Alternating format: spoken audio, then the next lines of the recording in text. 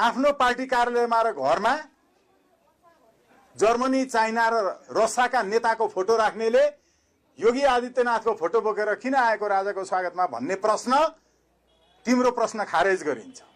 तिम्रा पार्टी कार्यालयमा त जर्मनीको नेताको फोटो छ त, कार्ल मार्क्सको। तिम्रा पार्टी कार्यालयमा त रसियाको नेताको फोटो छ त, लेनिनको। ओ विदेशी दलाल हो। तिम्रा पार्टी कार्यालयमा त चाइनाको नेताको फोटो छ त, माओको।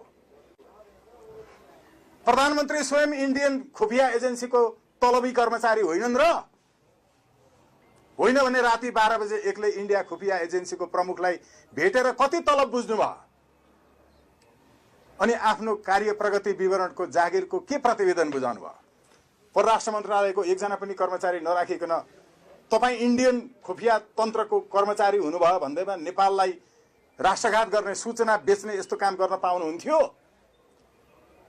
तपाईले खुरुखुरु राति इन्डियन खुफिया एजेन्सीका प्रमुखसँग भेट्ने, तपाईले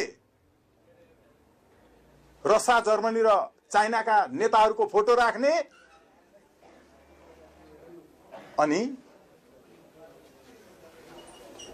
त्यो राजाको स्वागतमा आएको समूह मध्येको एकजना व्यक्तिले, त्यहाँ एकजना मान्छेले एउटा फोटो बोकेर आउनु भएको थियो, प्रदीप विक्रम राणा नाम राखे जस्तो लाग्थ्यो। त्यहाँ उहाँले के बुझ्नु भएछ भने मेरो कारणले आन्दोलनमा दाग लाग्छ, मेरो कारणले आन्दोलनमा प्रश्न उठ्छ, तर म चाहिँ व्यक्तिगत रूपमा जसरी नेपालमा कम्युनिजम चाहिन्छ, यो मार्क्सवाद चाहिन्छ भन्ने को फोटो राखे जस्तै नेपालमा राजा चाहिन्छ भन्ने योगी आदित्यनाथको फोटो उहाँले श्रद्धापूर्वक एउटा आध्यात्मिक व्यक्ति भनेर राख्नुभयो र आन्दोलनलाई दोष जान्छ होला भनेर यो आन्दोलनमा यसको केही सहभागिता छैन, मेरो मात्रै कुरा हो, व्यक्तिगत रूपमा म यो लिएर आएको भनेर आफ्नो नामै छापेर प्रदीप विक्रम राणाज्यूले चाहिँ आफ्नो नामसहित देखिने गरी छापेर ल्याएर देखाउनु भएको छ। प्रधानमन्त्री जस्तो इन्डियन खुफिया एजेन्सीको प्रमुखलाई राति एक्लै भेटे जस्तो लुकेर होइन।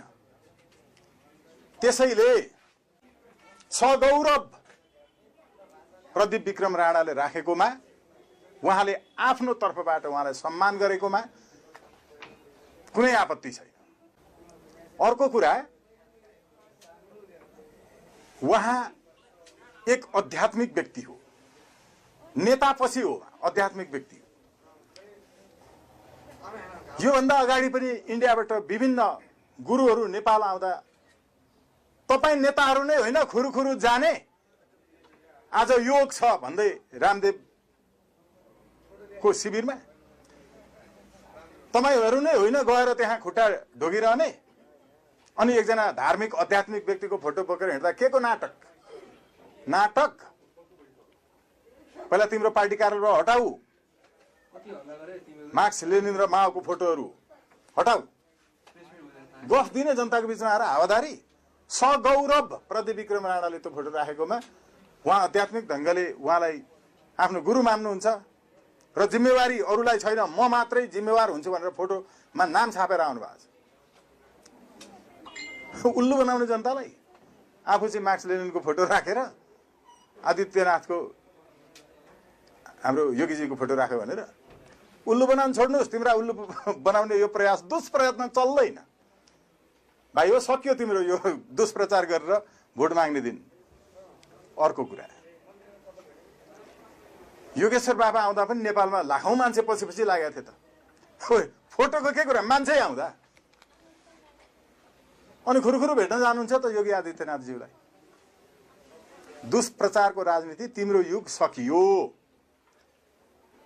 डराएर लुकेर पनि के गर्ने होइन, त्यो कसले के गरेछ त्यस्तो होइन, सिधा सिधा हो। उहाँले राख्नु, उहाँ व्यक्तिगत रूपमा मान्नुहुन्छ। तिमी जस्तो राति राति भेट्नुहुन्न गएर, जीवनमा कहिल्यै भेटेका छैन उहाँले, फोटो राखेर हिँड्नुभयो, आदर्श लाग्यो उहाँलाई। यस्ता कुराले अब देशको प्रगतिको बाटो रोकिनेवाला छैन। यस्ता कुराले अब मुलुकको परिवर्तनको छलाङ छेकिनेवाला छैन। ढुक्क हुनुहोस्। तपाईका यी कुनै दुष्प्रचार, अफवाह, विदेशी दलाल मिडियाले सार्वजनिक गर्दैमा केही हुनेवाला छैन। तिमीहरू त नेपालमा विदेशी हस्तक्षेपको प्रथम प्रवेश बिन्दु हो।